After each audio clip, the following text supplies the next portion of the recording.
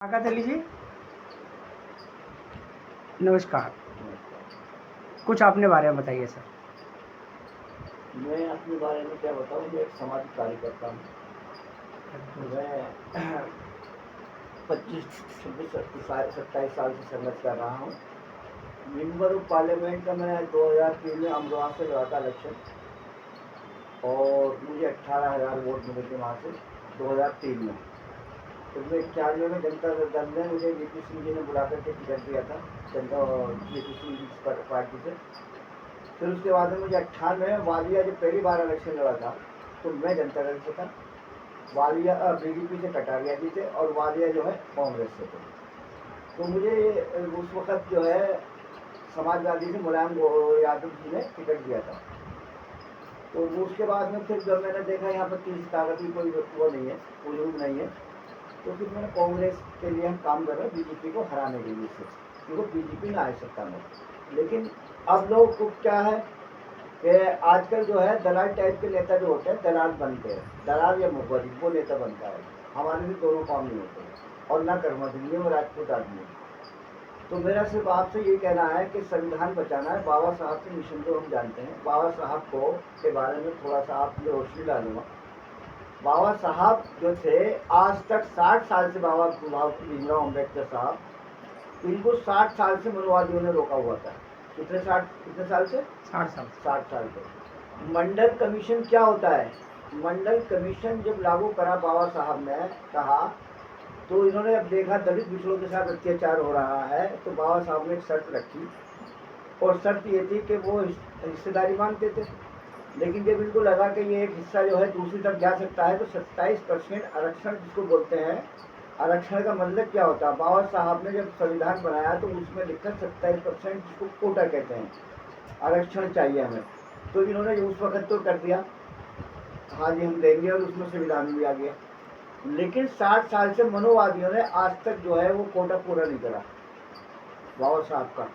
अब जब कांग्रेस राजा साहब आए हमारे वीपी सिंह जी, वो थे ठाकुर। ठाकुरों की पहचान ये होती है वो किसी को ऊंच ऊंच ये नहीं देखते हो, और उनका मोदी आदमी होते हैं। वीपी वही ठाकुर होता है। ठाकुर ये नहीं अपनी जाति के लिए जीता है, ये ठाकुरों की पहचान है असली। दिग्विजय सिंह को देख लो, आरएसएस वाले गाली बकते हैं। वीपी सिंह को देख लो, अर्जुन सिंह को देख लो। जो ठाकुर पेवर होगा वो अपनी जाति के लिए नहीं जीता, वो जीता है समाज के लिए, देश के लिए, लोकतंत्र को बचाने के लिए। और वो इसलिए क्योंकि इतना माल था इनके पास, वीपी सिंह जी के पास, सारे पट्टे काट दिए दलितों के।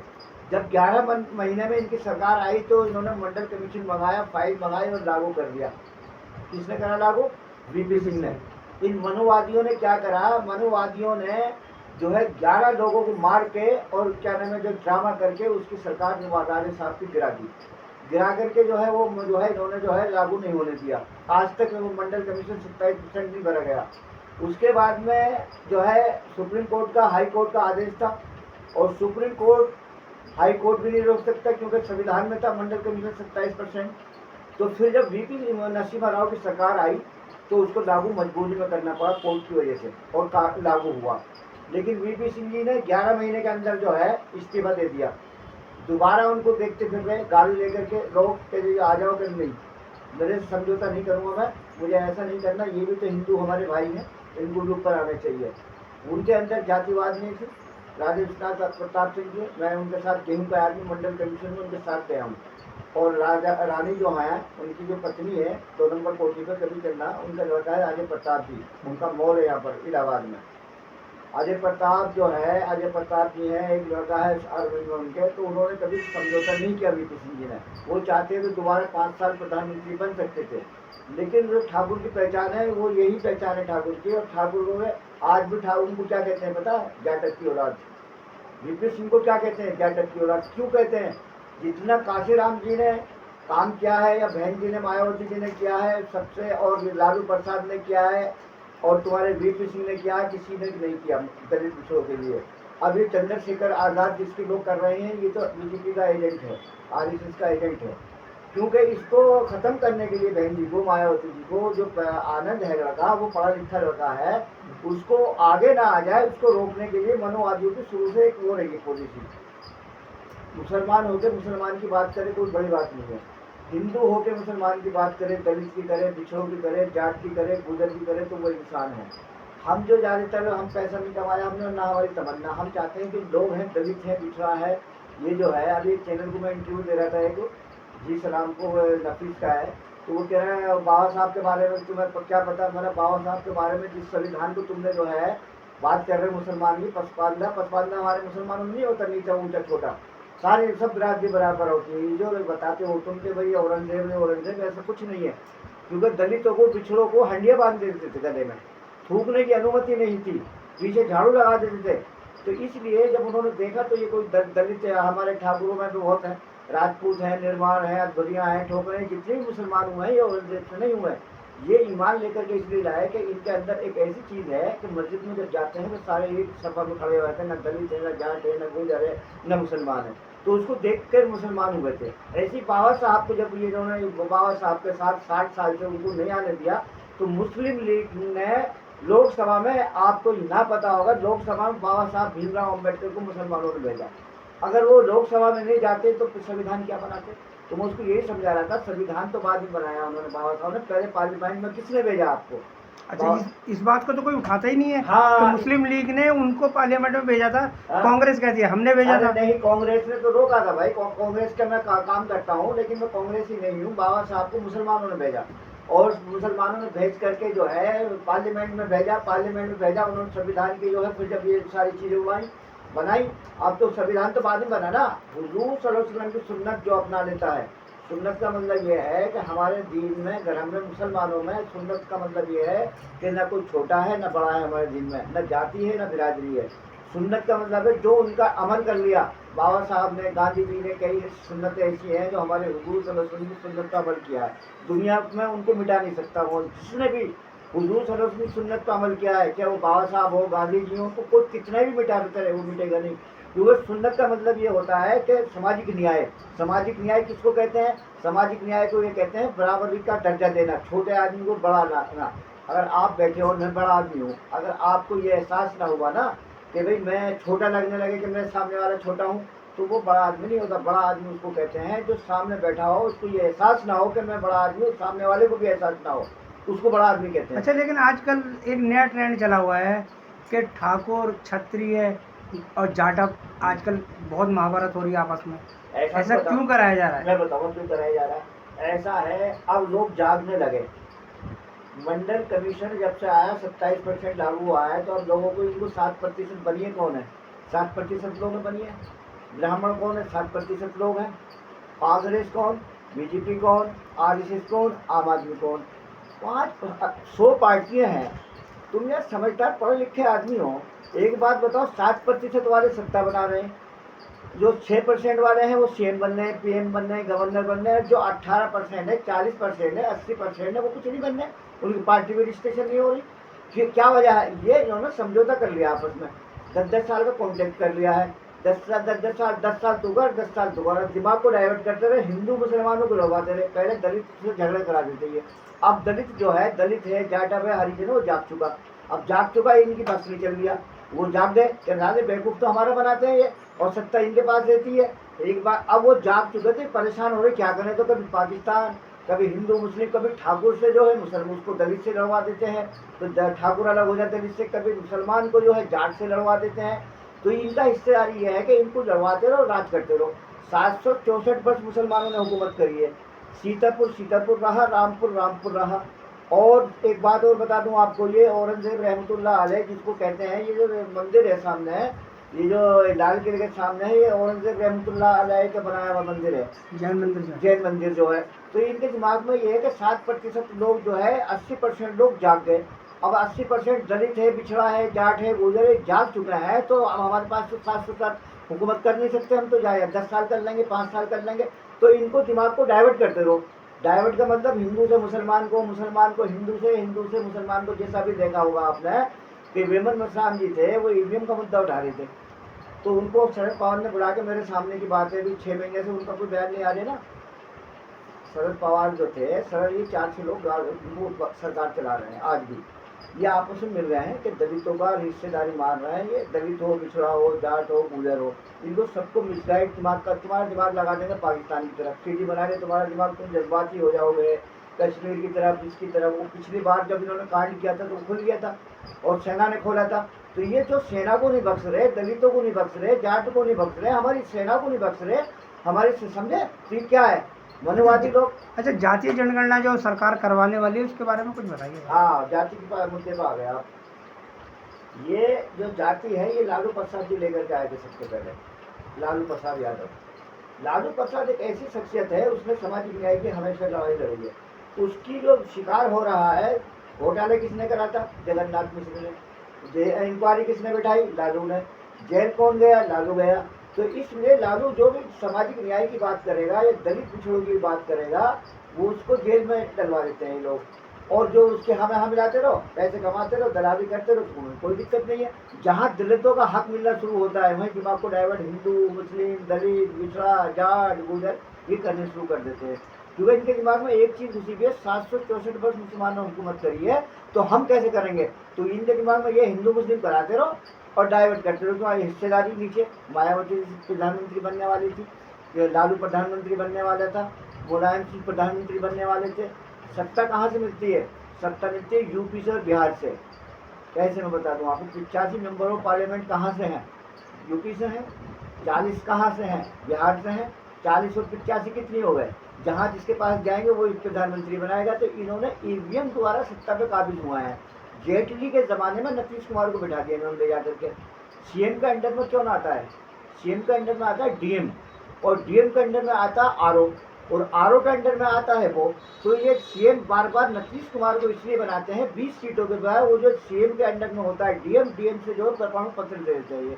और जब परमाणु पत्र आ जाता है तो 20 सीटें 25 सीटें सरकार में काम आती है, इनकी सरकार उनसे बनती है। इसलिए नीतीश कुमार को अब हटाने जा रही है। लालू को 75 सीटों में से, पहले बता रहा हूँ मैं, 45 सीट करने जा रहे हैं ईवीएम द्वारा। लोग कह देंगे वो जो मुसलमानों जाना में पाकिस्तान की जंग हुई थी, लोगों ने वोट दे दिया, मुसलमान बिल आया था, मुसलमानों ने वोट दे दिया। तो दिमाग को डाइवर्ट करते, इससे होशियार हो जाओ, संगठित हो जाओ। और मेरी खास तौर से दलित भाइयों से, जाटों से, गुजरों से, मुसलमानों से, इनकी गहराई से साजिशों को समझो, इनको समझो। ये क्या चाहते हैं, ये चाहते हैं कि एक मनोवादी तबका है, कि एक तबका मनोवादी के पंडित जाए तो ब्राह्मण आ जाए, ब्राह्मण जाए तो पंडित आ जाए। तीसरी ताकत जो दलित है, 40% दलितों की अक्सरियत है, वो नहीं आए। वो आएगी, जागेगी, वो बड़ी बड़ी गाड़ियों में घूमेंगे। मायावती जी थी, मायावती का मैं आदमी नहीं, मायावती का कोई आदमी नहीं, लेकिन मायावती को हम भी ये चाहते हैं कि मायावती देश की प्रधानमंत्री बननी चाहिए। क्योंकि उसने बहुत संघर्ष किया, काशीराम जी ने संघर्ष किया, काशीराम को जो हाल करा। अभी चंद्रशेखर को ला करके जो है बीएसपी को खत्म कर दिया। अब आनंद जो है उठ के आ रहा है, आनंद पढ़ा लिखा लड़का है, उसको इनको हवा खराब हो रही है उससे कि अगर ये दलित के नेता बन गया। ये पढ़ा लिखा भी, मायावती तो पढ़ी लिखी थी नहीं इतने, उनको तो लिख के दे देते। ये जो लड़का है अमेरिका से पढ़ के भी आया है, पढ़ा लिखा है, दलितों का नेता बन जाएगा, तो इसलिए चंद्रशेखर को लिया है। चंद्रशेखर जो है दलित है भी नहीं, जाटव भी नहीं है, वो उत्तराखंड का भी नहीं है। वो तो उसका नेट से उठा के देखो, खोल के पता चल जाएगा कि उसने जो है हमारे झगड़ा करा दिया। उसने मेरे साथ यहाँ पर चला गया वो उस्मानपुर में, उसने इतना बुरा भाषण दे करके और वहाँ हिंदू मुस्लिम करा करके मोबाइल बंद कर दिया, ये जब ये कुछ भी नहीं था। तो इन बातों में कुछ नहीं रखा। आप एक मिशन पर काम करो, पैसे के लिए दुनिया कमा रही है। दलित आने वाली नस्ल को हम क्या देके जाएंगे, दलितों को, पिछड़ों को, जाटों को, गुजरों को, मुसलमानों को। अपने लिए दुनिया जीती है, अपने लिए दुनिया जी। मैं मुसलमान हूँ, मुसलमान की बात करूँ कोई बड़ी बात नहीं है। दलित, दलित का मतलब जो नीचे वर्ग है, वो जो कमजोर वर्ग है, उसको ऊपर आना चाहिए। ये सुन्नत है हमारे रसूल की। ये तो सारे जितने भी लिए है ना, हमारे उससे ली भी है। यही एक सवाब का काम है, पुण्य का काम है, जो वर्ग नीचे है। अब आप ये बताइए, मनोवादी के कभी नोट कर लेना तुम, मुलायम सिंह को क्या कहते थे, मुल्ला मुलायम सिंह क्यों कहते थे, क्योंकि उसने गोली चलवा दी। अरे संविधान की रक्षा करी उसने, आपको पता भी नहीं होगा कि उसमें जो है क्या नाम है, जो है गोली जो चली थी क्यों चली थी, आपको पता है? नहीं बताऊँगा मैं तुम्हें वो राज की बात बताने जा रहा हूँ कि किसी चैनल को नहीं पता। ये विजेंद्र सिंह है, डीआईजी, मेरे जान पहचान वाले, जाटा में, वो भी अमेरिका में भी मेरी बात हुई है। एक फौजी का सर फोड़ दिया था यूपी में। क्या फोड़ दिया था? सर फोड़ दिया था। अब जब फौजियों की आरएसएस वाले सर फोड़ रहे हैं तो गोली नहीं चलाएंगे वहां पर। तो वो गोली जब मुलायम सिंह को बताया गया, मैसेज दिया गया, तो उन्होंने कहा भाई ये कंट्रोल करो, तुम कुछ भी करना पड़ा कंट्रोल करो। तो उस कंट्रोल करा, कंट्रोल करने में 6 लोग हिंदू भाई मारे गए, वो भी गलत है, मारे गए, उसका वो करते हैं, हम अफसोस करते हैं। लेकिन उसको मैसेज क्या दिया कि जी मुल्ला मुलायम सिंह बना दिया। ये नहीं बताया किसी ने कि फौजी का सर फोड़ दिया था, सर के ऊपर गोली चली थी, तब जाकर के ये वो हुआ था। तो इसको इनके मनोवादियों के साथ रहो, बैठो, उठो तो आपको पता चलेगा। अभी दिमाग को डाइवर्ट कर दिया इन्होंने, पाकिस्तान की तरफ लगा दिया। जब कोई हिस्सेदारी की बात करता है, दलित हो, बिछड़ा हो, जाट हो, गुजर हो, तो उसको दिमाग को डाइवर्ट कर देते हैं। डाइवर्ट करते तुम भी डाइवर्ट हो जाओगे। अब लोगों को इतनी नफरत पैदा करती है। किसी के घर जाते हैं, हम दलितों के घर में जाते थे, मंदिर में, मैं गाँव है पलवाड़ा, मैं मंदिर में खाना खाता था और वहाँ पर 4 मंदिर में 4 तब मूर्ति थी, घूमता था मंदिर, समझे। विनोद नाम था उसका, मेरे दोस्त का। कुवैत में साथ नहाते थे, मंदिर में खाना खाते थे, सब डरते थे यार ये मुसलमान कहाँ से बैठा हुआ मंदिर में। उस वक्त की बात बता रही है, 20-25 साल पहले की। और मंदिर भी कैसे होते थे, पहले माइक की जरूरत नहीं होती थी, मंदिर गूंजते थे, अंदर से आवाज़ बोलते भी थे ना, एकदम आवाज़ गूंजती थी। वो बहादुरगढ़ थाना कुटी पे एक मंदिर है, उसमें मैं खाना खाता था, दोपहर का वहीं खाता था। विनोद था एक यादव, डेरा कुटी का, तो उसमें बैठ के मैं खाना खाता था। आज भी रिकॉर्ड ज़्यादा थे, रिकॉर्ड निकाल सकते हो तुम, समझे।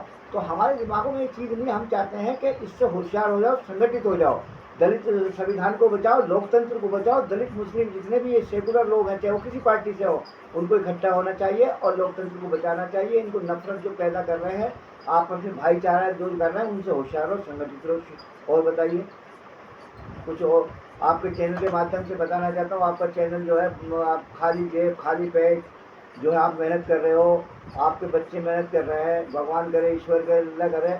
हम तो कहते हैं कि आप जो तरक्की करो, क्योंकि ऐसे लोग जो ना, परेशानी आती है, परेशानी आएगी, घबराने की ज़रूरत नहीं है। परेशानी आती है, जब कोई अच्छा काम करता है तो इंसान को 10 लोग कुछ कहते हैं। सर सैयद ने दीन के साथ तालीम को कहा तो कह रहे थे पागल हो गया है। तो हुजूर सल्लल्लाहु अलैहि वसल्लम ने वो कहा तो पागल। इतिहास उसी का बनता है जो समाज के लिए, देश के लिए काम करता है। अपने लिए तो पेट भरा चंदों के ऊपर, लेकिन जब आप समाज के लिए काम करोगे, देश के लिए काम करोगे, कौम के लिए काम करोगे, संविधान के लिए काम करोगे, तो तुम हो सकता है तुम्हारे, अभी तुम्हें नजरअंदाज करते हैं लोग, मरने के बाद में भी तुम मरते मरते जिंदे हो जाओगे। मैं लिख के लेटर हेड पे आपको दे सकता हूँ। अच्छा, वक्फ बोर्ड का जो मुद्दा है, सरकार ने इसको बिल्कुल ऐसा कर दिया तो इंडिया पाकिस्तान के युद्ध में वक्फ बोर्ड का मुद्दा दब गया। देखो वक्फ बोर्ड की बात सुन लो तुम, ये जितनी भी वक्फ बोर्ड वाले हैं ना, ये मुसलमानों को हक नहीं दिया। मेरे हिसाब से मैं इनके क्यों पढ़ता नहीं, ये कट्टरवादी लोग हैं। हुजूर सल्लल्लाहु अलैहि वसल्लम की सुन्नत का मतलब मैं बता दूं, वो चटाई पे सोते थे। कौन सोते थे? मुसलमानों से पूछो, मुल्लाओं से। ये जो जमात उलमा हिंद वाले हो, तो आप 22 लाख की गाड़ी में घूम रहे हो तुम, और ऐसी में तुम बैठते हो। हुजूर सल्लल्लाहु अलैहि वसल्लम की सुन्नत का मतलब क्या है? वो लोग ही खाते थे सुन्नत, लोग ही पसंद करते थे हमारे हुजूर सल्लल्लाहु अलैहि वसल्लम। घिया घिया क्यों नहीं खाते थे तुम घिया क्यों नहीं खाते? क्योंकि और चटाई पे सोते थे नीचे। किस पे सोते थे? चटाई पे सोते थे। अब आया तो उनकी सुन्नत जिसमें इनका फ़ायदा होता है, जो कट्टेपंथी होते हैं, तो ये कहते हैं हुजूर की बात करते हैं, और जो इन्हें खुद करना पड़ता है ये करते नहीं। मतलब संघर्ष करनी पड़ेगी, उसके लिए परेशानी होती है। हमारे हुजूर सल्लल्लाहु अलैहि वसल्लम रात को भूखे सो रहे थे, तो तकवे वाले लोग, तो तकवा जो होता है जिनके पास, वो पैसा नहीं देखते। तो वो गए, उनका एक तालिब, अबू तालिब जिनका नाम सुना, बहुत बड़े बुजुर्ग थे वो भी। तो वो सोचे कुछ मिल जाएगा खाने को वहाँ पर, तो वहाँ पर जाके देखो वो भी ऐसे ही थे, उनके जोड़ीदार थे। फिर वो एक अंसारी थे, वो समझ गए कि ये वैसे भूखे हैं इस वक्त, रात को 12 बजे, 12 या रात को आए, इनने का मतलब क्या है? तो उन्होंने एक अंसारी को जो दुआ लगी हुई है, वो ये बकरा काटा उन्होंने, छोटा बच्चा काट कर उन्होंने हुजूर सल्लल्लाहु अलैहि वसल्लम को दिया, अबू तालिब को खिलाया। खिला करके जो है, क्या नाम है, जो है उनकी बीवी लड़की जो थी, फातिमा नाम था, वो भी 2 बजे, जब ये भूखे तो वो भी भूखे होंगे, तो उसने अंसारी ने 2 दिन का जो है खाना उनको दे दिया। किसको दे दिया? उनको के वहाँ पहुँचा दो। तो हुजूर ने प्लेट मंगाई, इधर लाओ। कह रहे ये क्या है? कह रहे वो भूखी हैं आपकी बेटियाँ। कह रहे नहीं, 2 दिन का नहीं चाहिए, 1 दिन का। तो कल का अल्लाह ने दिया है तो अल्लाह ही देगा। ये उन्होंने 1 दिन का खाना वापस करके 1 ही दिन का लड़की को भेजा, क्योंकि भरोसा इतना था अल्लाह पे, विश्वास था कि जब उसने पैदा किया है हमें, तो कल को वही देगा, कल का हम क्यों सोचें। तो मतलब कहना है, सुन्नत जो है हुजूर सल्लल्लाहु अलैहि वसल्लम की, जो सुन्नत अपनाता है उसे दिक्कत आती है, लेकिन उसका इतिहास बनता है। उसे पागल कहते हैं, दीवाना कहते हैं, जिन्हें क्या क्या कहते हैं, लेकिन उसको मिटा नहीं सकता कोई। इसलिए इनसे पूछो, जितने भी कट्टरवादी बिल है, वक्फ बोर्ड के बिल पर आ जाओ अब तुम। इतने अरबों रुपए कमा रहे हैं, कोई मुसलमान को हमने तो देखा नहीं कहीं बांटता हुआ, वो बड़ी बड़ी गाड़ियों में घूम रहे हैं, समझे, और जो AC में पड़े हुए हैं। अरे तुम भी तो सुन्नत अपनाओ ना, चटाई पर सो के दिखाओ, लोकी खा के दिखाओ तुम। मुझे फालतू की बात कर रहे हैं, बहुत माल ये उसका जो है वक्फ बोर्ड का बेच के खा रहे हैं, और जो अच्छे लोग हैं बेचारे सड़कों पर घूम रहे हैं। तो इसलिए वक्त बोर्ड का मेन चक्कर उन्होंने पड़ता है, वो सब खा रहे हैं, लूट रहे खसोट रहे, जो भी आता है वो एटीएम को बुलाता है और जमीन बेचता है चला जाता है, अब माल कमाता है। जो भी आता है उसका चेयरमैन होता है, वक्त बोर्ड का जो है दिल्ली सरकार के अंडर में होता है, वो ऑल इंडिया होता है दिल्ली, उसका जो है वक्त बोर्ड जो होता है उसकी कमेटी होती है, कमेटी दिल्ली सरकार के अंडर में, भारत सरकार के अंडर में होती है। भारत सरकार का मतलब ये होता है एडीएम उसको देखता है, जब तक एडीएम जो है कोई रिकमेंड नहीं करेगा तो उसकी ज़मीन नहीं बेच सकते आप। तो ये बिल के यही खा जाते हैं, बदनाम 10% वो खा गया, 20% वो खा गया, 10% वो खा गया, खत्म कहानी। अब ये जो बिल लेकर के आए हैं इनका आवाज़ खराब ये हो रही है कि ये जितने भी लोग होंगे इनकी नहीं चलेगी, समझे, तो पिलपना रहे हैं ना, भाग रहे हैं, ये सड़कों पर उतर रहे हैं लोग, समझे, क्या हमारा तो मसला खत्म हो जाएगा। अब ये मनमानी करते हैं अपनी, तो मैं उसका विरोधी नहीं हूँ, मैं होना चाहिए, लेकिन ऐसा ही मान लो पब्लिक का जो आवाम का गरीब के लिए जो प्रॉपर्टी होती है ना, वो रोज बोलते हैं ये गरीबों की, बेसहारा की, दलित, तो जो गरीब लोग होता है, जरूर नहीं मुसलमान या हिंदू भी हो सकता है उसमें, ये उनके लिए होती है कि भाई ये अगर भूखा है तो इसको कपड़ा दे दिया जाए, इसको रोटी खिला दी जाए, इसका राशन भर रहा है, ये क्या करना है, 25 लाख की जाओ ITO पे चले जाओ। अच्छा, ये बात आपने बहुत बढ़ गई कि केवल मुसलमानों की मदद नहीं होती इसमें, इसमें हिंदुओं की मदद होती है हाँ, और गरीबों की मदद होती गरीबों है। की होती है, इसमें ये नहीं है कि मुसलमानों के लोग तो ये कह रहे हैं कि ये वक्त बोर्ड केवल मुसलमानों के अरे लिए है। नहीं, एक बात बता दूं, बहुत पाएंगे कि बहुत कम मुसलमान बताएंगे आपको ये बात, ये जो हुजूर सल्लल्लाहु अलैहि वसल्लम ने कहा है ना मदद करो, अगर तुम्हारा पड़ोसी कोई भूखा है ना और अब वो हिंदू है चाहे, तो पहले उसकी मदद करो, नमाज को माफ़ कर देगा अल्लाह ताला, ज़कात को माफ़ कर देगा, हज को माफ़ कर देगा, सब माफ़ कर देगा। लेकिन अगर किसी की तुमने मदद नहीं करी पड़ोसी की, चाहे वो हिंदू हो, उसको माफ़ नहीं करेगा। ये हुजूर सल्लल्लाहु अलैहि वसल्लम का इरशाद है, उसमें जो है ना, यानी ये वो बात बताते ही नहीं, जो काम की चीज़ें है ना वो नहीं बताते। ये कोई पड़ोस में अगर तुम्हारा कोई सो रहा है, वो हिंदू हो चाहे मुसलमान हो, कोई भी हो, अगर वो भूखा है प्यासा है, अगर उसकी मदद न करिए, तुम 10 हज करिए, कोई फ़ायदा नहीं हज का। ऐसा हज करने से ज़्यादा बेहतर है किसी की लड़की जवान है, अगर तुमने वो पैसा वहाँ लगा दिया या उसकी मदद करती तो बहुत बड़ा सवाब है। ऐसे ही एक सुन्नत हुजूर सल्लल्लाहु अलैहि वसल्लम की ये भी है कि जो है 20 वो कर लो, उम्रे बोलते हैं, वो एहतिकाम में बैठ जाओ, और अगर तुम किसी के काम नहीं आए तो ये उम्र किसी काम का नहीं है, समझे। तो लोग समझते हैं दीन के बारे में, नकली दीन पढ़ते हैं, नकली बातें करते हैं, नकली बनावट दिखाते हैं, दाढ़ी लंबी कर लेंगे, टोपी लगा लेंगे, और क्या नाम है, जब मस्जिद से बाहर निकलोगे तो उनकी नीयत देखो, समझ में आई। तो इसलिए समाज के लिए, देश के लिए बहुत कुछ कुर्बानी देनी पड़ती है जब मिशन बनता है। हुजूर सल्लल्लाहु अलैहि वसल्लम ने बहुत परेशानी उठाई है, उन्होंने भूखे सोए, पत्थर बांध बांध के सोए, वो तब जाकर के दुनिया में आज उनका नाम है। पत्थर से बांध लेते थे, भूख होते थे, लेकिन किसी के तो आज भी तो लोगों को ये इतिहास पढ़ो, इस्लाम ऐसे नहीं फैला है। ये तो कहते हैं औरंगजेब रहमतुल्लाह अलैह। अब तुम्हें एक बात और बता दूँ कि तुम्हारे काम आएगी बहुत सी चीज़ें, मैं चीज़ वो औरंगजेब रहमतुल्लाह, हमारे हिंदू भाई क्या कहते हैं कि सवा मन जो है मुसलमान करके जब खाना खाता था। अब तुम पढ़े लिखे आदमी हो, समझदार, समझने की बात है बड़ी गहराई से। सवा मन 18 करोड़ की आबादी थी उस वक्त, 18 करोड़ में 18 करोड़ की थी। जिनेवा कौन पहनता है? पंडित, ब्राह्मण, क्षत्रिय बेचता है। तीन है, कितने ग्राम का होता है, कितने ग्राम का होता है बताओ ना। सवा मन यार, 4 दिन के हिंदू नहीं थे। ये मिसगाइड करके, गुमराह करके लोगों को हिंदू मुस्लिम नफरत पैदा करके, ये आपस में अगर 4 मुसलमान एक साथ बैठा है हिंदू, तो ये जब ये लोग मनोवादी होते हैं, जब तक उसको अलग अलग नहीं कर देंगे तो बैठ नहीं सकते ये। तो अब एक बात बताओ, सवा मन 4 दिन के नहीं थे हिंदू। 764 वर्ष हुकूमत करिए मुसलमानों ने इस देश पे, कितने? 764 वर्ष। और मैं तुम्हें तफसील से बताऊंगा एक एक बादशाह के बारे में, ऐसा नहीं कि ऐसी हवा में उड़ा दिया, और मैं तुम्हें रात को व्हाट्सएप पर डाल दूंगा।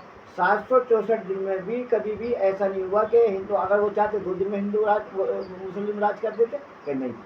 बाबर ने अपने बेटे को ये कहा था कि बेटे ये हिंदुओं की अक्सरियत है यहाँ पर, और ये गौ माता जो है इसमें प्रतिबंध बाबर ने लगाया था कि काटने के लिए। जो आज ड्रामा करते फिरते हैं ना, अभी मैं देख रहा था रास्ते में गाय थी 2-3, मैंने वो लेकर के क्या बोलते हैं उसको, फ्रूट वगैरह डाला, तो बेचारी पूरे पे सुन रही है। अभी सरकार, सेंटर में सरकार है इनकी, तो दिल्ली में है। अरे हमारे जैसा अगर कोई भगवान ने अगर बना दे तो हम तो सबसे पहले कुत्तों के लिए, गायों के लिए और इनके जानवरों के लिए करेंगे, क्योंकि जानवर तो एक ऐसी चीज़ है, मखलूक है। मखलूक कहते हैं अल्लाह ताला का, जो बेजुबान होता है उसको अगर तुम देखोगे, गाय हो, कुत्ता हो, बिल्ली हो, जानवर हो, तो अल्लाह ताला का कुरान में वो है कि जो इसको देखेगा उसको मैं देखूंगा। तो कहाँ देख रहे हैं, ये ड्रामा कर रहे हैं, गौ के नाम पर मार रहे हैं, गौ के नाम पर मैं देख रही हूँ सारे दिन गाय बेचारी कोड़े पे चुपती रहती है। ये ड्रामाबाजी नहीं चलेगा ज़्यादा। तो मैं आपको यही कहना चाहता हूँ, आप जो संगठित हो जाओ, होशियार हो जाओ, इन शैतानों की बातों में ना हो, लोकतंत्र को बचाओ, संविधान को बचाओ। शुक्रिया, थैंक यू, जय हिंद, जय भीम, जय भारत।